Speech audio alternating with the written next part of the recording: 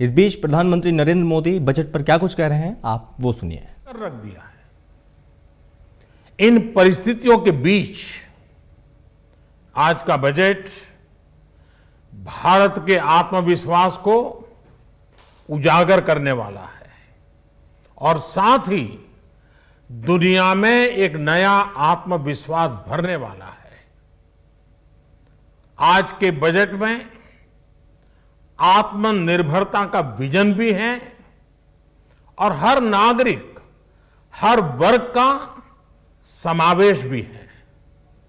हम इस बजट में जिन सिद्धांतों को लेकर चले हैं वो हैं ग्रोथ के लिए नए अवसरों, नई संभावनाओं का विस्तार करना, युवाओं के लिए नए अवसरों का निर्माण करना, मानव संसाधन को एक नया आयाम देना, इंफ्रास्ट्रक्चर निर्माण के लिए नए नए क्षेत्रों को विकसित करना, आधुनिकता की तरफ आगे बढ़ना, नए सुधार लाना।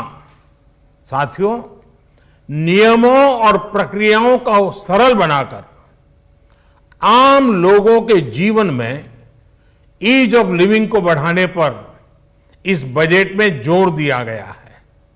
ये बजट इंडिविजुअल्स, इन्वेस्टर्स, इंडस्ट्री और साथ ही इंफ्रास्ट्रक्चर सेक्टर में बहुत सकारात्मक बदलाव लाएगा।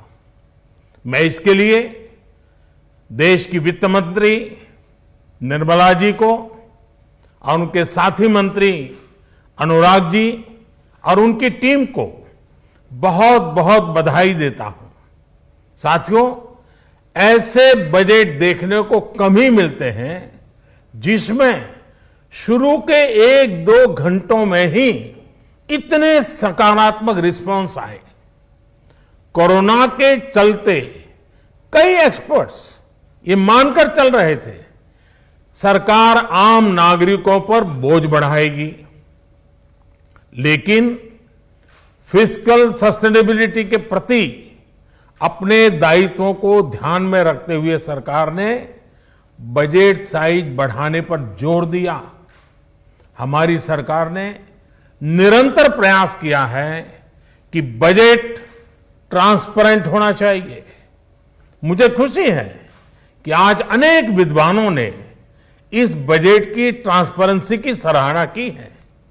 साथियों, भारत कोरोना की लड़ाई में रिएक्टिव होने के स्थान पर हमेशा ही प्रोएक्टिव रहा है। चाहे वो कोरोना के काल में किए गए रिफॉर्म्स हो या फिर आत्मनिर्भर भारत का संकल्प, इसी प्रोएक्टिवनेस को बढ़ाते हुए आज के बजट में भी रिएक्टिव का नामो निशान नहीं है।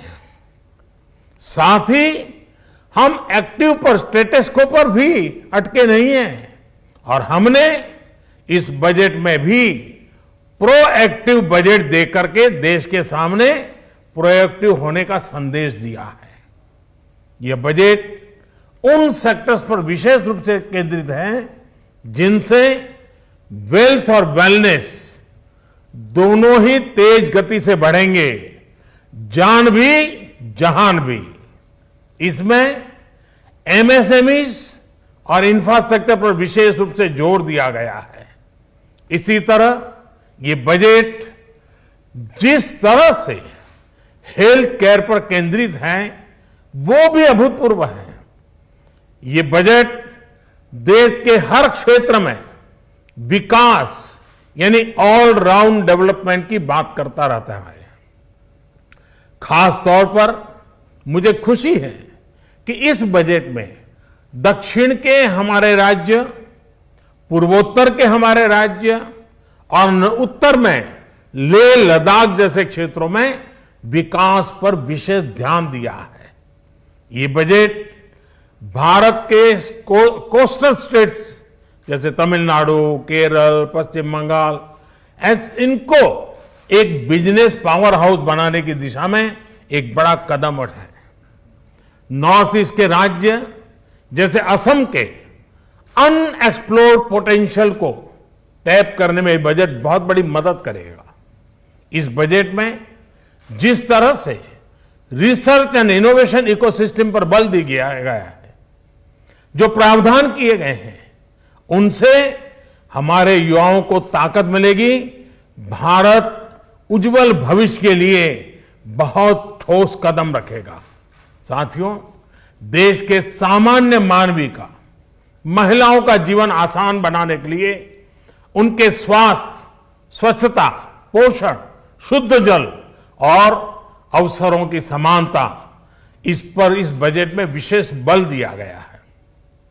बजट में इंफ्रास्ट्रक्चर पर खर्च में अभूतपूर्व वृद्धि के साथ साथ कई व्यवस्थागत सुधार किए गए हैं, जिसका बहुत बड़ा फायदा देश में ग्रोथ और जॉब क्रिएशन, रोजगार के लिए बहुत लाभ होगा।